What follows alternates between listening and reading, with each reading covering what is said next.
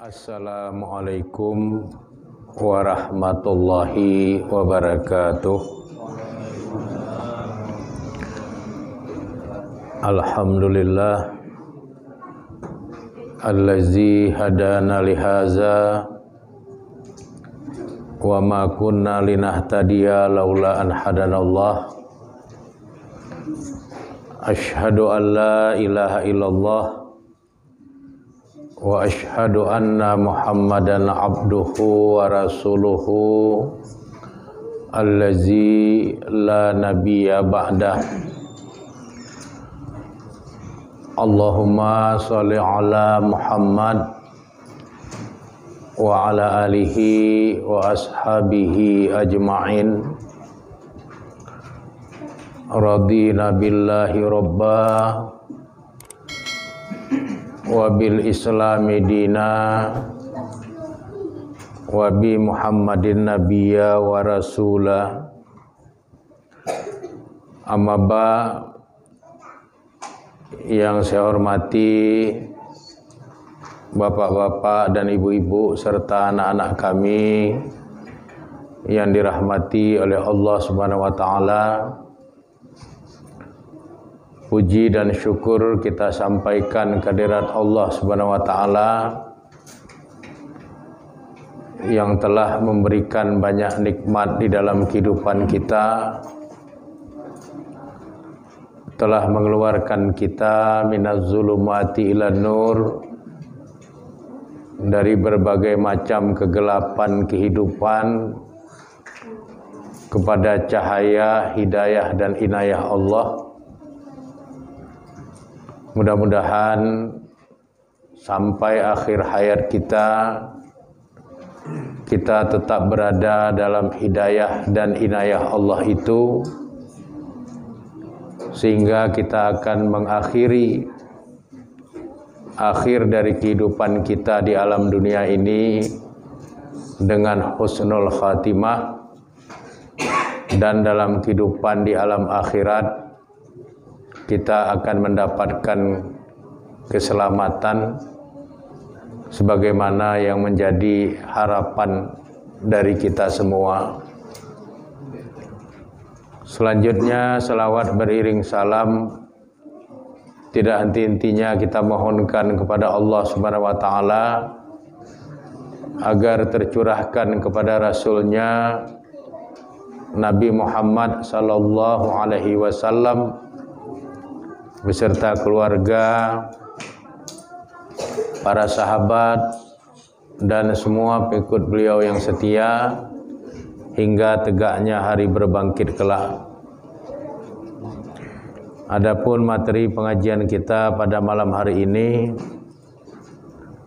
berkaitan dengan hijrah. Kita perlu melakukan pendalaman berkaitan dengan terminologi hijrah ini agar kita paham apa yang sebenarnya menjadi substantif di dalam terminologi kata hijrah itu. Secara etimologi atau secara lughawiyah, secara kebahasaan, kata hijrah itu adalah kata yang berasal dari bahasa Arab, dari fi'lul madhi, kata kerja telah lalu, hajaro, kemudian fi'lul mudhari, kata kerja sedang atau akannya adalah yahjuru, kemudian memiliki dua buah masdar, akar kata atau kata kerja yang dibendakan, yaitu hajaron wa hijronan. Jadi masdar dari kata hajaro ada dua. Yang pertama adalah hajaron, yang kedua adalah hijronan. Secara kebahasaan, hijrah dapat disimpulkan memiliki 4 arti yang penting. Yang pertama, hijrah berarti qata'ahu, yaitu memutuskannya. Yang kedua, hijrah berarti tarakahu, yaitu meninggalkannya. Yang ketiga, hijrah berarti watahajjarul qaum, yaitu berjalan di waktu tengah hari. Sedangkan yang keempat, secara lughawiyah, secara kebahasaan, hijrah itu dapat diartikan dengan hajara minal baladi au anhu, berpindah dari suatu negeri atau berpindah ke suatu negeri. Itulah pengertian hijrah menurut etimologi atau lughawiyah atau secara kebahasaan. Dengan demikian, kita dapat mengambil satu kesimpulan. Secara kebahasaan, hijrah itu artinya meninggalkan atau memutuskan. Apa yang ditinggalkan, apa yang diputuskan menyangkut 3 persoalan. Yang pertama, bisa meninggalkan atau memutuskan sesuatu yang berkaitan dengan al-hal atau keadaan. Artinya, orang yang berhijrah itu meninggalkan atau memutuskan suatu keadaan, kemudian dia beralih kepada keadaan yang baru. Yang kedua, hijrah bisa diartikan meninggalkan atau memutuskan dalam pengertian al-makan, yaitu berkaitan dengan tempat. Artinya hijrah itu bisa diartikan meninggalkan atau memutuskan hubungan dengan suatu tempat, kemudian berpindah ke tempat yang lain.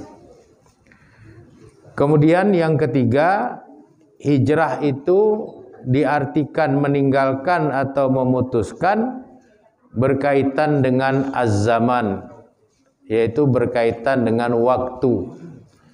Maksudnya hijrah itu adalah meninggalkan atau memutuskan satu waktu tertentu, kemudian beralih pada suatu waktu tertentu yang lainnya.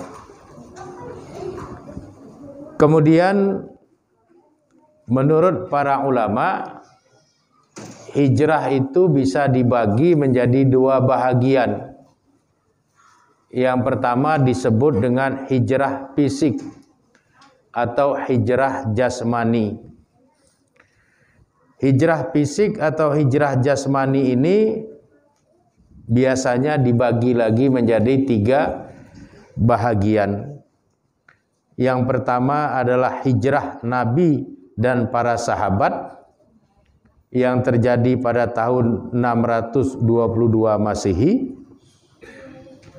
di mana Nabi berpindah atau hijrah minal Makkah ilal Madinah,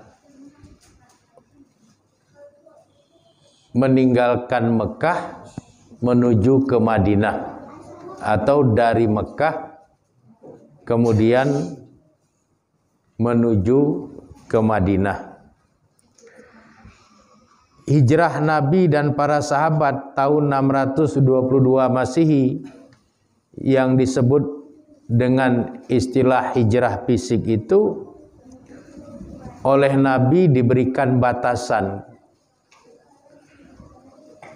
Batasan hijrah Nabi dan para sahabat itu adalah sebelum terjadinya Fathul Makkah. Dan orang yang terakhir hijrah itu adalah paman Nabi Al-Abbas. Sebab Nabi bersabda dalam hadis riwayat Imam Bukhari dan Imam Muslim, la hijrata ba'dal fathi. Tidak ada hijrah setelah Fathul Makkah. Jadi seseorang dipandang ikut hijrah bersama Nabi kalau dia meninggalkan Makkah menuju ke Madinah sebelum terjadinya Fathul Makkah. Orang-orang yang hijrah atau berpindah dari Makkah ke Madinah setelah peristiwa Fathul Makkah, dia tidak lagi disebut dengan istilah muhajirun, orang-orang yang berhijrah bersama Nabi beserta para sahabat.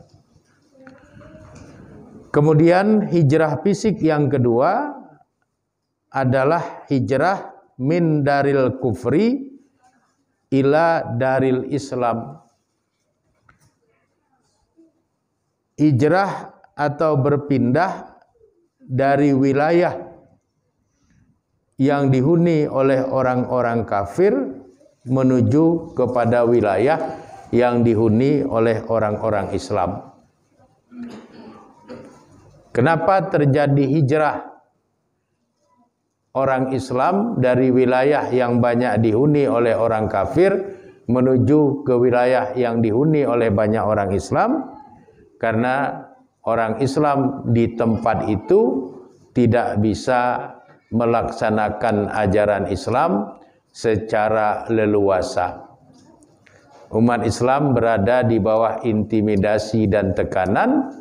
Oleh karenanya mereka harus hijrah min daril kufri ila daril Islam, dari wilayah yang mayoritas dikuasai oleh orang-orang kafir menuju kepada satu wilayah yang di situ mayoritas adalah orang Islam, di mana orang Islam bisa dengan leluasa menjalankan syariat agamanya. Jadi hijrah fisik yang kedua setelah hijrah Nabi dan para sahabat adalah hijrah min daril kufri ila daril Islam, untuk menjaga tauhid dan keleluasaan menjalankan syariat Islam bagi umat Islam. Kemudian hijrah fisik yang ketiga adalah hijrah min makanil asi ila makanis soleh. Hijrah atau berpindah dari tempat yang di situ banyak orang bermaksiat kepada tempat yang di situ banyak orang-orang berbuat kebaikan. Jadi umat Islam itu tidak dibolehkan hidup dalam satu tempat yang di situ banyak orang berbuat kemaksiatan, sedangkan dia tidak berdaya untuk merubah keadaan kemaksiatan itu. Daripada dia terwarnai oleh kemaksiatan, maka hendaknya dia hijrah ke tempat di mana orang-orang soleh bertempat tinggal, sehingga dia terhindar dari kemaksiatan-kemaksiatan itu.